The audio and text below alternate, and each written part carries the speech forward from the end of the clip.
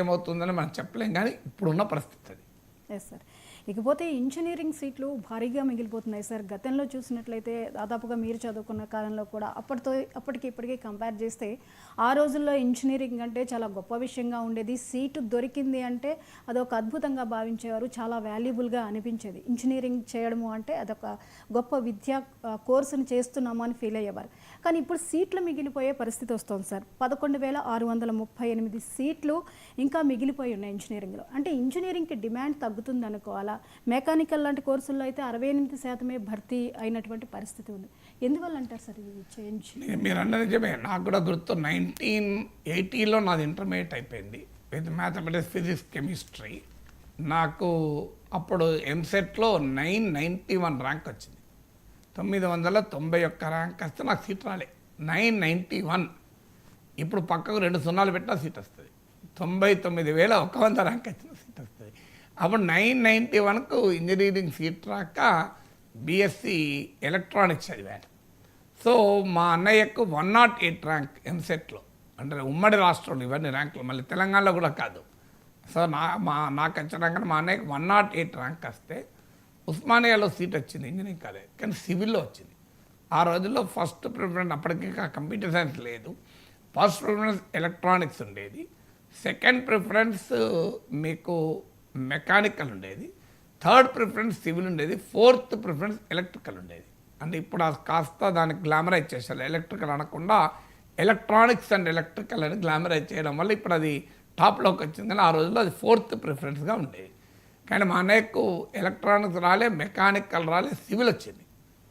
So అంటే ఆ రోజుల్లో 108 ర్యాంక్ వస్తే కూడా సివిలే టాప్ కోర్స్ అయిన ఎలక్ట్రానిక్స్ రాలే, నెంబర్ 2 డిమాండ్ ఉన్న మెకానికల్ కూడా రాలే. అప్పుడున్న సిచ్యువేషన్ అది. సో అప్పటితో పోలిస్తే ఇప్పుడు మనకు తెలుసు కదా, వేరే ర్యాంక్ వచ్చినా కంప్యూటర్ సైన్స్ కూడా వచ్చేస్తుంది. సో దీనికి కారణం ఏంటి మరి అంటే, ఒకటి ఇబ్బడి ముబ్బడిగా ఇంజనీరింగ్ కాలేజ్ ఇస్తున్నాం. అన్ప్లాన్డ్ మష్రూమింగ్ ఆఫ్ ఇంజనీరింగ్ కాలేజ్ అంటారు. అసలు ఎక్కడ పడితే అక్కడ, ఏడ పడితే ఆడ ఇంజనీరింగ్ కాలేజీలు ఇష్టారాజ్యంగా ఏర్పాటు చేశారు. ఇది మొదటి కారణం. అంటే proliferation of data does not mean proliferation of knowledge అంటారు. అంటే డేటా ఎక్కువైతే విజ్ఞానం ఎక్కువైనట్టు కాదు. సో సినిమాలు ఎక్కువైతే నాణ్యత పెరిగినట్టు కాదు.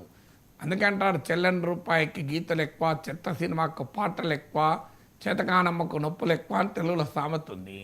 సో అందువల్ల మీకు రాశి పెరిగిన మాట నిజం, వాసి పెరగలే. క్వాలిటీ ఆఫ్ ఇంజనీరింగ్ ఎడ్యుకేషన్ పెరగకుండా క్వాంటిటేటివ్గా పెరిగాయి.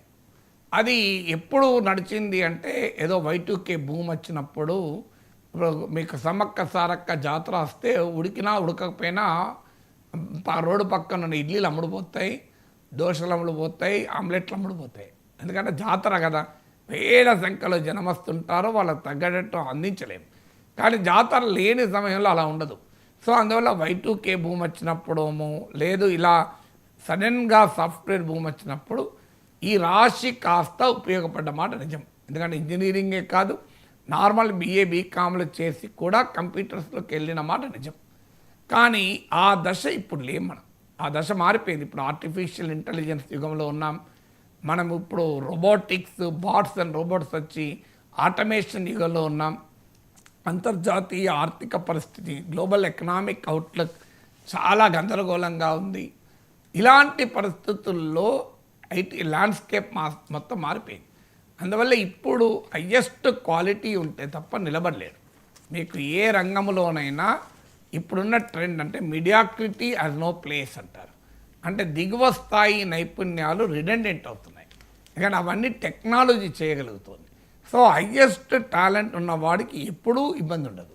సో విల్ నెవర్, ఇప్పుడు టెలిప్రాంప్టర్ చూసి నాకు చదవడం తప్ప ఇంకోటి రాదు అని ఎవరైనా యాంకర్ అనుకుంటే 5 ఏళ్లలో మీకు ఉద్యోగాలు ఉండవు.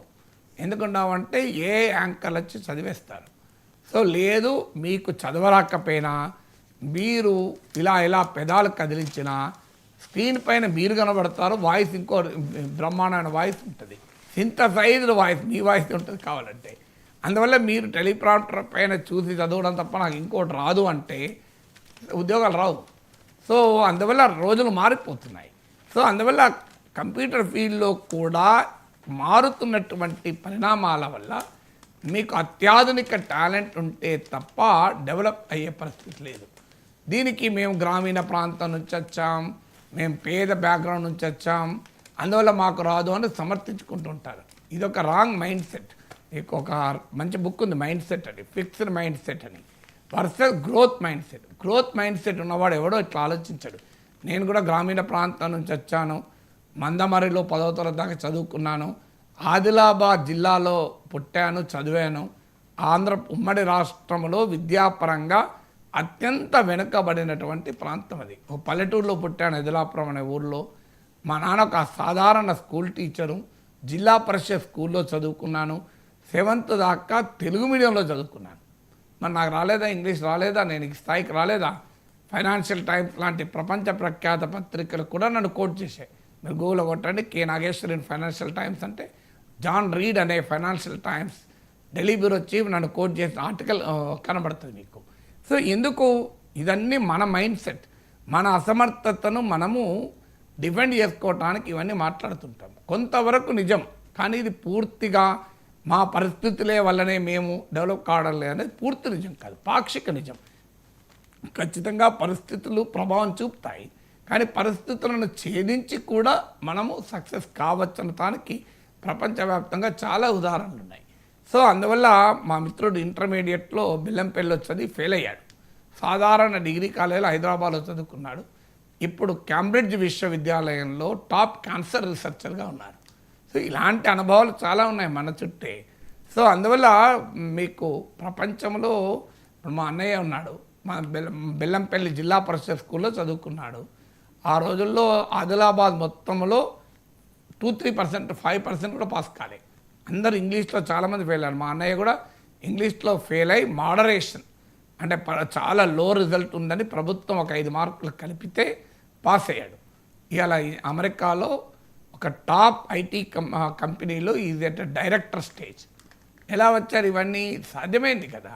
అందువల్ల ప్రాక్టికల్గా మనం మైండ్ సెట్ మారాలి, కానీ అలా మారకుండా మనం ఉంటే ఇలాగే ఉంటుంది. అందువల్ల ఇంజనీరింగ్కి వచ్చేవరకు ఏంటంటే క్వాలిటీ ఉండాలి. అంటే మనము ఈ మీడియాక్రిటీని బయటపడాలి. పైగా ప్రభుత్వం చేయాల్సింది ఏంటంటే చాలా లో స్టాండర్డ్. ఇప్పుడు కూడా మీరు చదవండి ఆ న్యూస్లో, గ్రామీణ ఇంజనీరింగ్ కాలేజీల్లో బాగా సీట్లు ఖాళీగా ఉన్నాయి, ఈవెన్ కంప్యూటర్ సైన్స్ సీట్లు కూడా ఖాళీ ఉన్నాయి. ఏమవుతుంది అంటే మీరు ఒక చిన్న పట్టణంలో కంప్యూటర్ సైన్స్ కోర్స్ పెడతారు, అంటే ఎవరొచ్చే కంప్యూటర్స్ నేర్పాలి? మీకు టీచింగ్ క్వాలిటీ లేదు, రియల్ టైం ఎక్స్పీరియన్స్ లేదు, రియల్ ప్రాజెక్ట్ లేవు చాలా ఇంజనీరింగ్ కాలేజీలో, ఇండస్ట్రీతో అనుసంధానం లేదు. ఇప్పుడు మీరు నేషనల్ యూనివర్సిటీ ఆఫ్ సింగపూర్ పోండి, జార్జియా టెక్ యూనివర్సిటీ వెళ్ళండి. నేను అమెరికాలో అట్లాంటాలో జార్జియా టెక్ యూనివర్సిటీ వెళ్ళాను.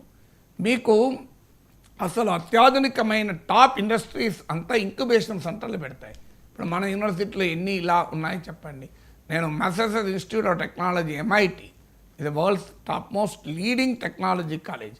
అక్కడ వెళ్తే వాళ్ళ స్టూడెంట్స్ వాళ్ళ ప్రాజెక్ట్ వర్క్లో భాగంగా రోబోట్స్ తయారు చేస్తున్నారు. స్టాన్ఫర్డ్ యూనివర్సిటీలో చదివే పిల్లలు తమ పాకెట్ మనీ కొరకు ఐఫోన్లకు కావాల్సిన యాప్లు డిజైన్ చేస్తారు.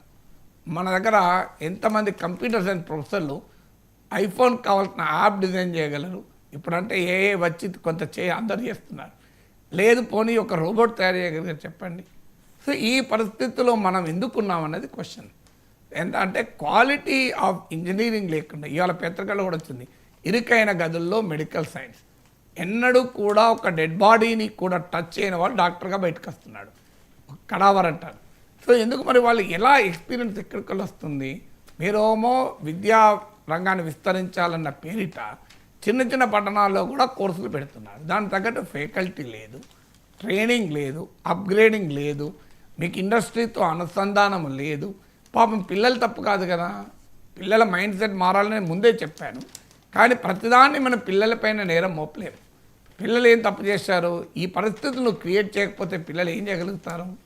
సో ఇంజనీరింగ్ చదువుతున్న పిల్లలది నేరం కాదు కదా. మైండ్ సెట్ మారాలి అనడంలో అభ్యంతరం ఏం లేదు, కానీ అసలు మైండ్ సెట్ కన్నా ముఖ్యమైనది ప్రభుత్వం ఇంజనీరింగ్ కాలేజీలో ఉన్న ప్రమాణాలని మార్చాలి. మీరు అది మార్చుకోవాలి కదా.